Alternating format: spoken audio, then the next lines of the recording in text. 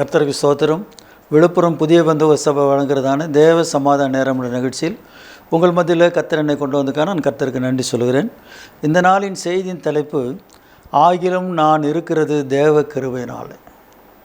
அருமையானவர்களே, இன்றைக்கு நாம் வாழ்ந்து கொண்டிருக்கிறோம். அநேக காரியங்களே சொல்லுவாங்க. நான் நல்லா படிச்சிருக்கிறேன், அதனால் எனக்கு வேலை கிடச்சிருக்குது, அதனால் நான் நல்லா சம்பாதிக்கிறேன், எனக்கு உடம்பு நல்லா ஆரோக்கியமாக இருக்குது, நான் நல்லா சாப்பிட்றேன், எனக்கு எல்லா விதமான வசதிகள் இருக்குது, எனக்கு எந்த குறைவும் இல்லை, நான் நல்லா இருக்கிறேன். இப்படி தான் அநேகர் சொல்லுவாங்க. ஆனால் விசுவாசிகள், கர்த்தருடைய பிள்ளைகள், ஊழியக்காரர்கள், நம் தேவ கிருபையினால் நிற்கிறோம், தேவ கிருபையினால் இருக்கிறோம், தேவ கிருபையினால் வாழ்ந்து கொண்டிருக்கிறோம். கர்த்தருடைய கிருபையினால் தான் நம்ம எல்லா காரியம் செய்கிறோம். அப்போஸ்தலனாகிய பவுல் தன்னை குறித்து சொல்லும்போது இப்படி சொல்லுகிறார். இந்த 15ஆம் அதிகாரத்தில் 1 கொரிந்தியர் 15ஆம் அதிகாரத்தில் 8ஆம் வசனத்தில், எல்லாருக்கும் பின்பு அகால பிறவி போன்ற எனக்கும் தரிசனமானார். அதுக்கு முன்னாடி வசனம் 7ஆம் வசனம், பின்பு யாக்கோபுக்கும் அதன் பின்பு அப்போஸ்தலர் எல்லாருக்கும் தரிசனமானார்.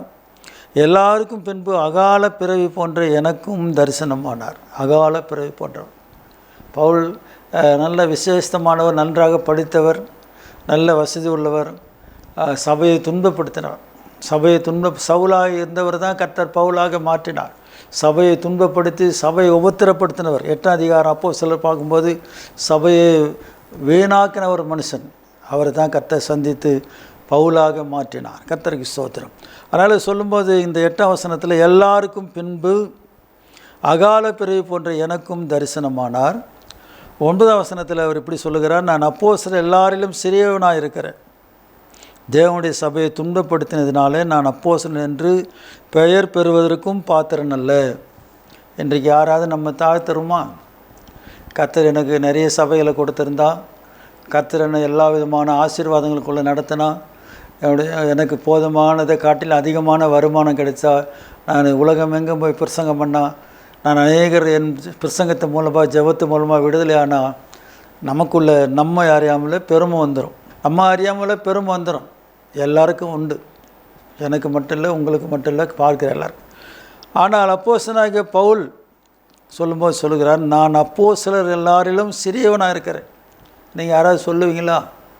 இன்றைக்கு பாஸ்டர்னு சொல்கிறது ரொம்ப பேருக்கு இதுவாக கேவலமாக நினைக்கிறாங்க. போதகர்னு சொல்கிறது கேவலமாக நினைக்கிறாங்க. அதுக்கு முன்னாடியும் பின்னாடியும் என்னென்னவோ பட்டங்களெல்லாம் போட்டுக்கிறாங்க. போட்டுங்க, அது நீங்களாச்சு, ஆண்டவராச்சு. ஆனால் பவுல் சொல்லுகிறார், நான் அப்போஸ்தலர் எல்லாரிலும் சிறியவனாக இருக்கிறேன், தேவனுடைய சபையை துன்பப்படுத்தினதினாலே நான் அப்போஸ்தலன் என்று பெயர் பெறுவதற்கும் பாத்திரன் அல்ல. நம்ம பாத்திரமாக இருக்கிறோமா? அப்போஸ்தலர்களே நம்ம பாத்திரமாக இருக்கிறோமா? தீர்க்கதரிசிகளே நம்ம பாத்திரமாக இருக்கிறோமா? ரெவரண்டுகளை நம்ம பாத்திரமாக இருக்கிறோமா? இன்னும் யாரெல்லாம் பதவியில் இருக்கிறீங்க, நீங்கள் பாத்திரமாக இருக்கிறீங்களா? பவுல் சொல்லுகிறார், நான் அப்போஸ்தலர் எல்லாரிலும் சிறியவனாக இருக்கிறேன், தேவனுடைய சபையை துன்பப்படுத்தினதினாலே நான் அப்போஸ்தலன் என்று பெயர் பெறுவதற்கும் பாத்திரன் அல்ல. ஆகவே எனக்கு அன்பானவர்களே, ஆனாலும் அடிக்கடி பவுல் சொல்லுகிறார், ஆகிலும் நான் இருக்கிறது தேவ கிருபையினாலே, நான் இருக்கிறது தேவ கிருபையினாலே. கர்த்தருக்கு ஸ்தோத்திரம். 10ஆம் வசனத்தை நாம் பார்க்கும்போது அதில் சொல்லப்பட்டிருக்கிற அடுத்த வார்த்தைகள், நான் அதிகமாய் பிரயாசப்பட்டேன், ஆகிலும் நான் அல்ல, என்னுடன் இருக்கிற தேவ கிருபையே அப்படி செய்தது. பேதுரு, யாக்கோபு, மற்ற அப்போஸ்தலர்கள் எல்லாரும் காட்டிலும் நாம் எந்த விதத்திலும் விசேஷமானவர்களோ பெரியவர்களோ இல்லை. கர்த்தர் அவர்களை கொண்டு பயங்கரமான கிரியைகளை செய்தார், அற்புதங்களை செய்தார், சப்பானி நடக்க செய்தார், மரித்தவரெல்லாம் உயிரோடு எழுந்தார்கள். கர்த்தர் அப்படிப்பட்ட காரியங்களை ஆதி அப்போஸ்தல காலத்தில் செய்தார். ஆனாலும் அவர்கள் தங்களை குறித்து மேன்மை பாராட்டவே இல்லை, பாராட்டுறதுக்கு ஒன்றுமில்லை என்று சொன்னார்கள். அப்போஸ்தலனாகிய பவுல் இங்கே சொல்லும்போது சொல்லுகிறார், அவர் எல்லாரையும் நான் அதிகமாய் பிரயாசப்பட்டேன், ஆகிலும் நான் அல்ல, என்னுடன் இருக்கிற தேவ கிருபையே அப்படி செய்தது. இன்றைக்கு நம்மை தாழ்த்துகிறதுக்கு நமக்கு மனம் வரமாட்டுறது. நான் எந்த விதத்திலையும் தாழ்ந்தவன் அல்ல, நம்ம உயர்த்தியே நம்ம தாழ்ந்து போகிறோம். யோவான் சொல்லுகிறார், யோவான் சானகன், அவர் பெருகவும் நான் சிறுகவும், அவருடைய பாதரட்சியின் வாரை குனிந்து அவுக்கிறதுக்கு நான் பாத்திரம் இல்லை. நம்ம யாராவது இயேசுனாருக்கு ஞானஸ்நானம் கொடுத்துருக்குறோமா? இயேசு கிறிஸ்துவுக்கு. ஆனால் யோவான் சானன் கொடுத்தார். அவர் சொல்கிறாரு, நான் சிறுகவும் அவர் பெருக வேண்டும். அவருடைய பாதரட்சியில் வாரை குனிந்து அவுக்கிறதற்கு நான் பாத்திரன் இல்லை. எவ்வளோ அருமையாக தன்னை தாழ்த்துறார். அதனால தான் ஆண்டவர் சாட்சி சொல்லும்போது சொல்லுகிறார், சிறுகிடத்தில் பிறந்தவன் யோவானை காட்டில் யாரும் பெரியவன் இல்லைன்னு சொல்கிறார். ஆகவே எனக்கு அன்பானவர்களே, உங்களை கொண்டு கர்த்தர் நம்ம கொண்டு என்னை கொண்டு எவ்வளோ பெரிய காரியங்களை செய்தாலும் நீங்கள் எப்போவுமே சொல்லணும், நாம் எப்போவுமே சொல்லணும், இதெல்லாம் எங்களால் உண்டானதல்ல, இது என்னால் உண்டானதல்ல, என்னுடைய காரியம் என்னால் உண்டானதல்ல, தேவனால் உண்டான காரியம். தேவன் பயன்படுத்துகிற ஒரு கருவி என்று தான் நம்ம சொல்ல வேண்டுமே தவிர நாம் நம்மை உயர்த்தி பெரிய ஆளாக காட்டுறதுக்கு எந்த காரியமும் நம்மக்கிட்ட இல்லை. கர்த்தருக்கு ஸ்தோத்திரம். பவுல் சொல்கிறார், ஆகிலும் நான் இருக்கிற தேவ கிருபையினாலே இருக்கிறேன், அவர் எனக்கு அருளிய கிருபை விருதாவாக இருக்கவில்லை, அவர் எல்லாரிலும் நான் அதிகமாக பிரயாசப்பட்டேன். 10ஆம் வசனம், ஆகிலும் நான் அல்ல, என்னுடனே இருக்கிற தேவ கிருபையே அப்படி செய்தது. கர்த்தருக்கு ஸ்தோத்திரம். அடுத்து 11ஆம் வசனம், ஆகையால் நானாகிலும் அவர்களாகிலும் இப்படி பிரசங்கித்து வருகிறோம், நீங்களும் இப்படியே விசுவாசிக்கிறீர்களே.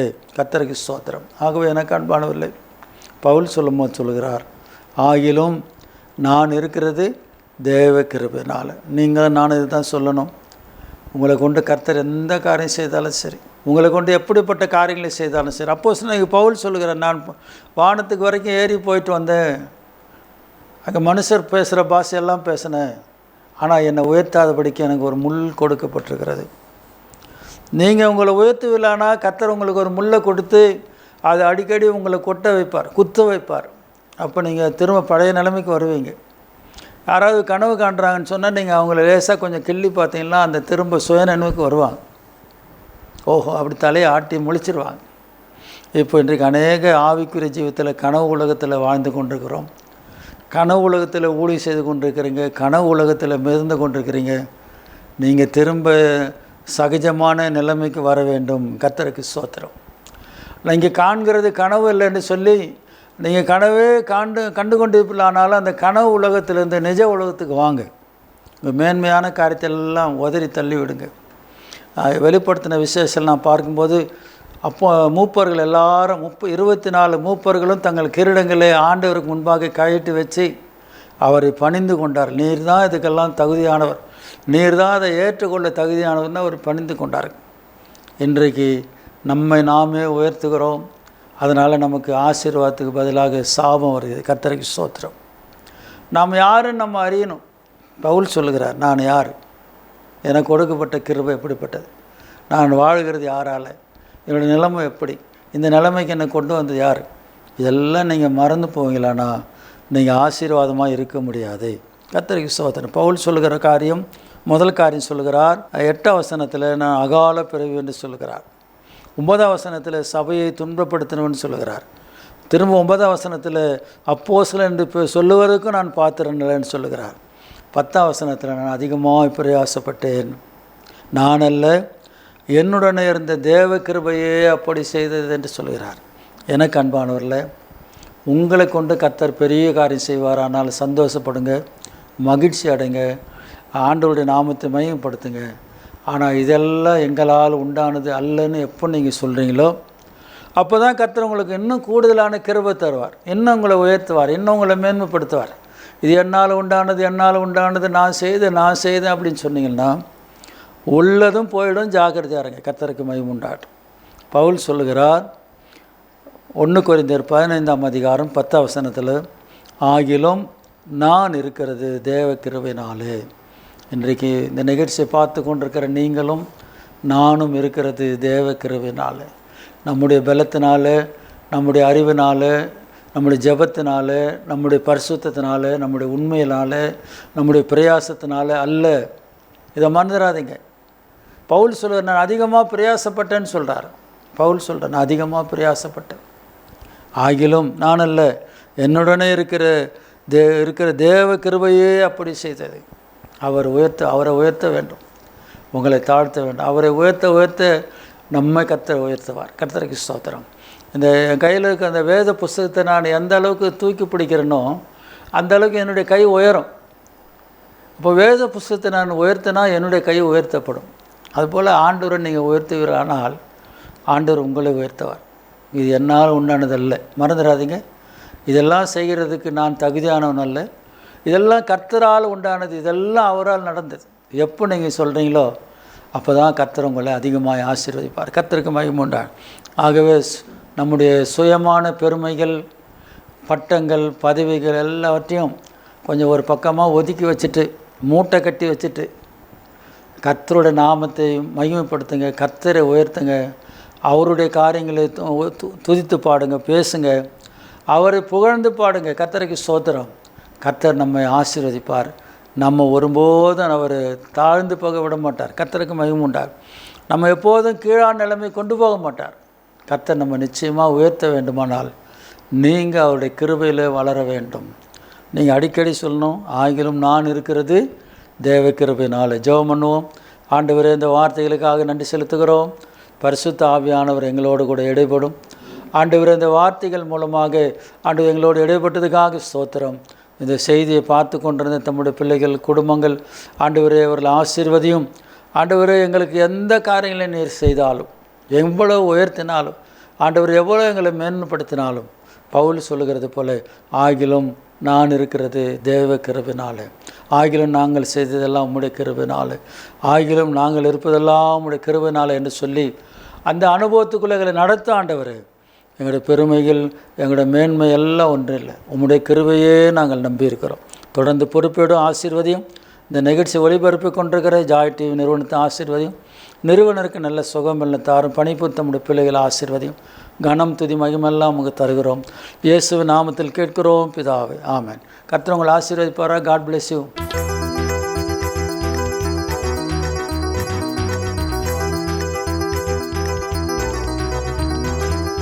இயேசுவே என்னை பாருமே, எங்கும் துயர் தீருமே.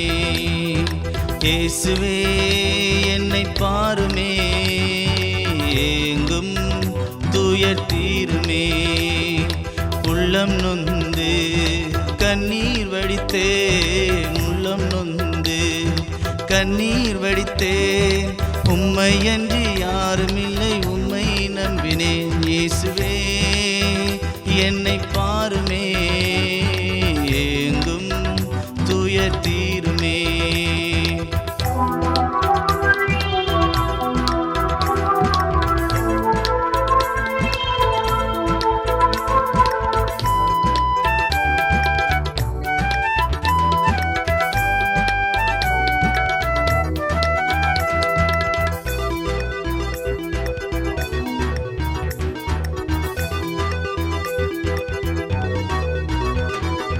பாவங்களாய் நான் என்னை மூடினேன், சாபங்களாய் நான் என்னை மாற்றினேன்.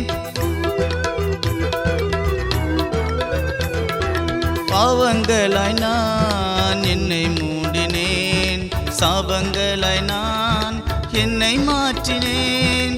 கண்ணீரானதே எந்தன் வாழ்வு, காலமில்லை அது வாழ்வதற்கு. கண்ணீரானதே எந்தன் வாழ்வு, காலமில்லை அது வாழ்வதற்கு.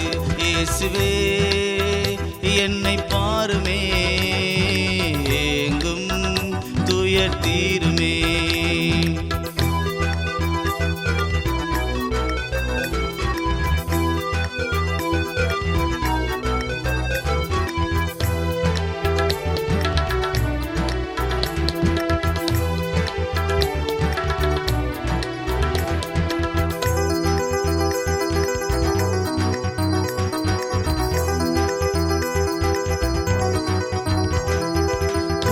தண்ணீரில் படகு விட்டேன், கரையில்லாத ஊர் போனதே.